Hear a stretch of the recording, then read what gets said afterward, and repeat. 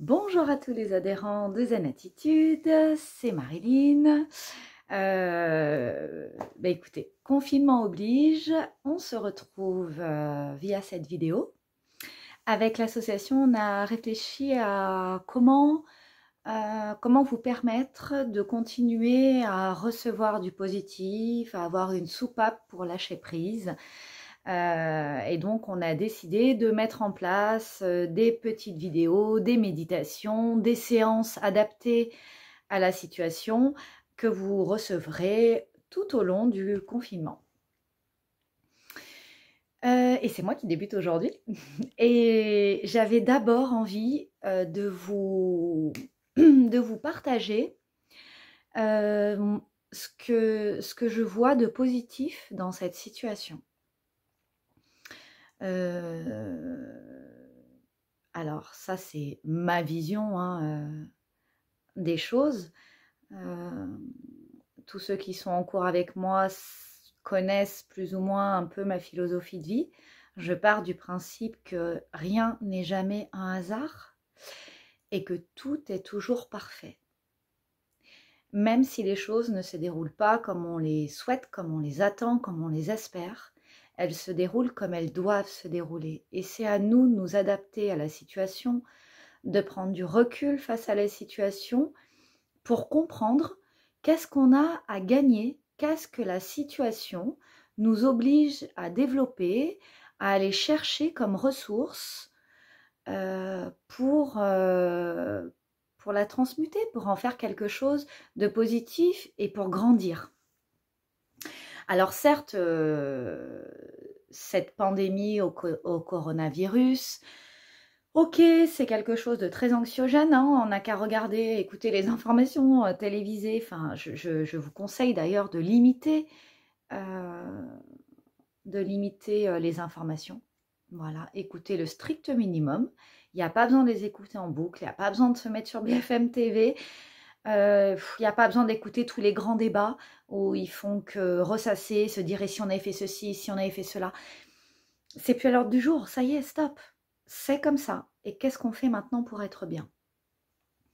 Donc certes, tout cet environnement peut être anxiogène, ça génère de la peur, ça génère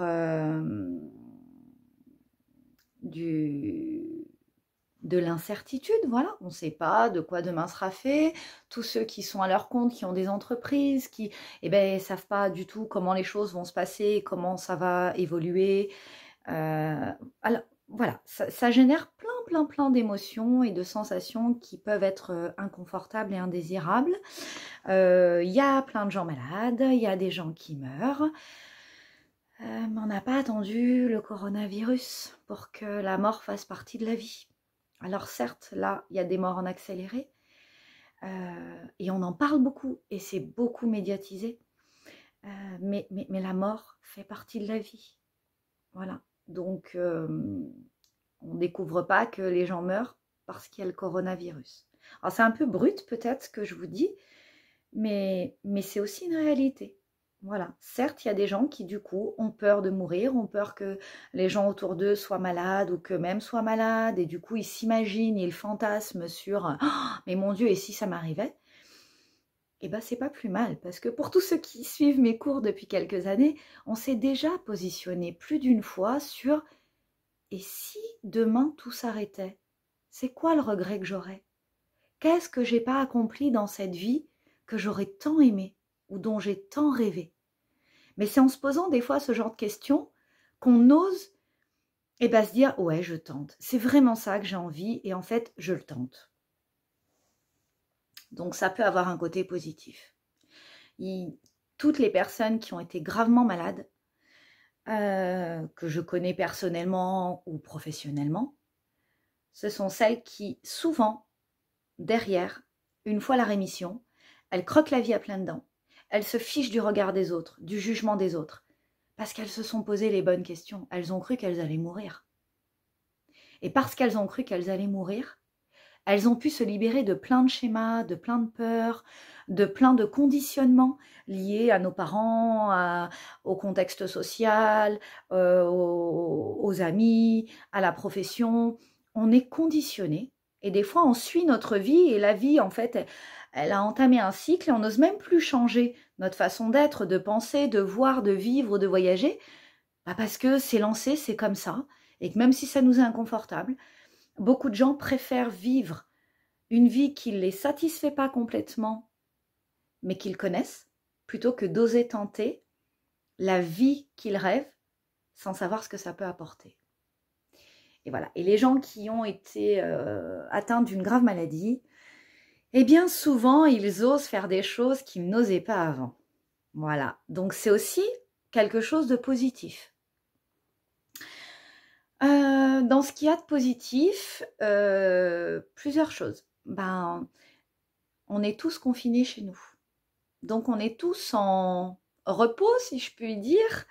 Alors certes, on télétravaille, il y a des choses à faire, mais on est quand même d'une manière légitime et obligatoire à la maison. C'est peut-être le temps pour beaucoup d'entre vous de se poser, de se reposer, de trouver un rythme cool, voilà, qui vous convient.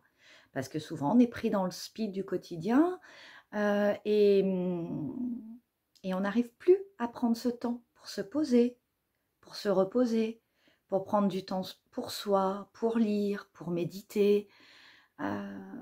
Des fois, on ne trouve même pas les 3 ou 5 minutes pour respirer chaque jour profondément.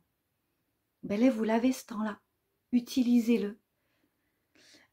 C'est aussi l'opportunité peut-être de se mettre à jour au niveau des mails, de la paperasse, de ranger, de trier vos placards, de virer tout ce dont vous n'avez pas ou plus besoin et de ne garder chez vous que l'essentiel, que ce dont vous avez réellement besoin ou ce qui vous est utile. C'est une manière aussi du coup de changer nos habitudes de consommation. Peut-être qu'on va on va sortir moins, on ira moins faire de courses, mais peut-être que les enfants n'auront pas leur gâteau préféré tout le temps. Peut-être qu'on va devoir jongler avec ce qu'il y a dans les placards et puis de se forcer, entre guillemets, à finir ce qu'on a dans les placards avant d'aller racheter. Et ça aussi, ça peut nous faire changer d'état d'esprit, changer notre mode de consommation. Des fois, il y a plein de choses qui nous paraissent indispensables. On croit qu'il faut avoir de la nourriture en abondance et qu'il faut avoir pour le au cas où. Et en fait, on se rend compte qu'avec ce qu'on a dans le congèle, dans les placards, dans le frigo, on peut déjà faire beaucoup. Et peut-être qu'après, les gens modifieront leur mode de consommation. Cette période de confinement, c'est l'opportunité, selon moi, vraiment de renouer du lien familial. Il y a plein de parents, d'adultes, hommes, femmes, qui, soyons sincères, préfèrent parfois être au boulot plutôt que d'être avec leurs enfants. C'est une manière aussi de fuir les obligations familiales ou les contraintes familiales. Les enfants, on a beau les aimer, des fois il faut de la patience. Ils nous renvoient aussi beaucoup de choses qu'on est plus ou moins capable d'entendre et d'accepter. Et certains peuvent avoir cette envie inconsciente de fuir la maison en allant travailler. Et là, s'ils ne peuvent plus, alors ils peuvent peut-être vivre des jours un peu compliqués au départ, un peu difficiles, mais peut-être que ça peut les obliger à renouer du lien avec les enfants pour ceux qui en ont, avec le conjoint pour ceux qui vivent avec leur conjoint, de recréer de la communication, de recréer du lien.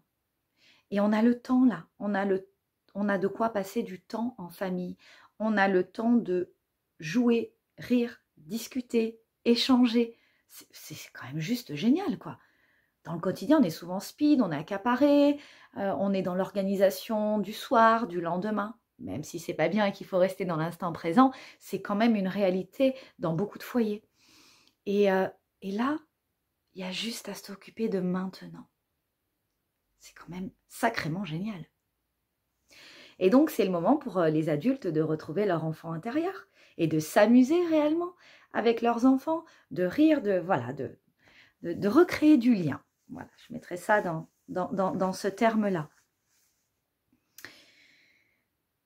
ça va être l'opportunité pour certains aussi d'être à la maison et de se rendre compte que sa maison, on l'aime. On va peut-être changer les meubles, comme je vous le disais, on peut ranger, trier les armoires, les tiroirs, les placards, et puis se dire, mais on y est bien là, en fait, je l'aime bien cette maison.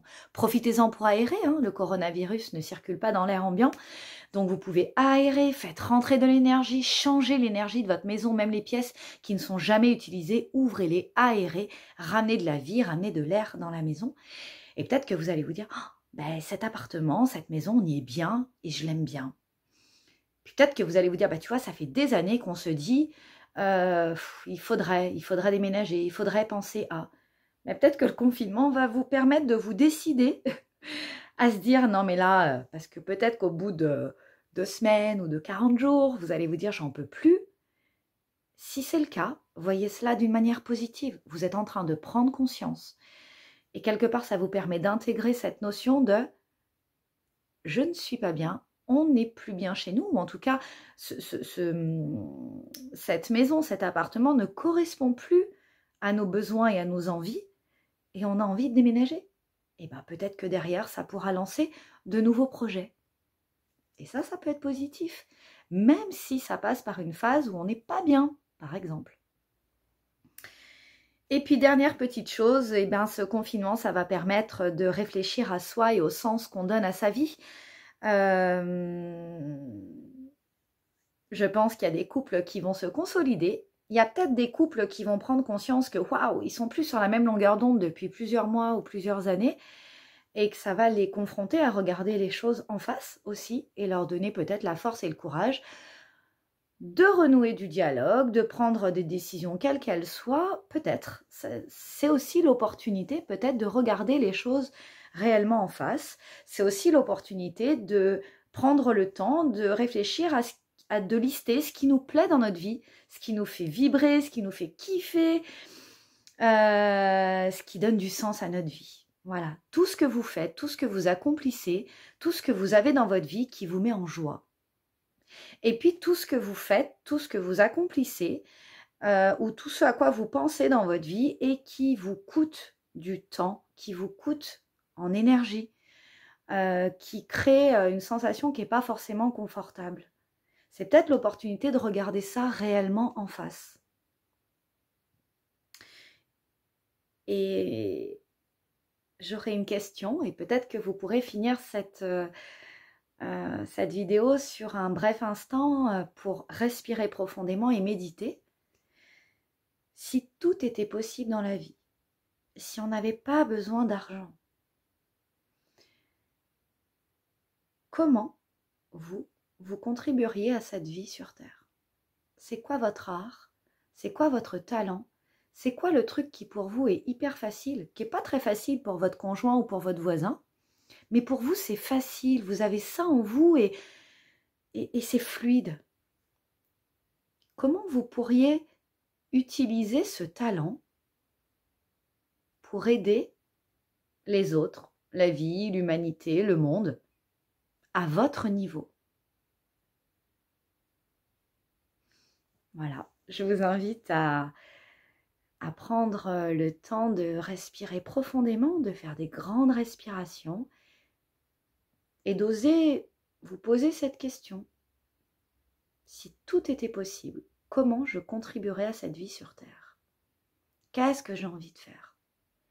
Est-ce que j'ai envie d'aider les autres parce que j'ai cette capacité d'écoute?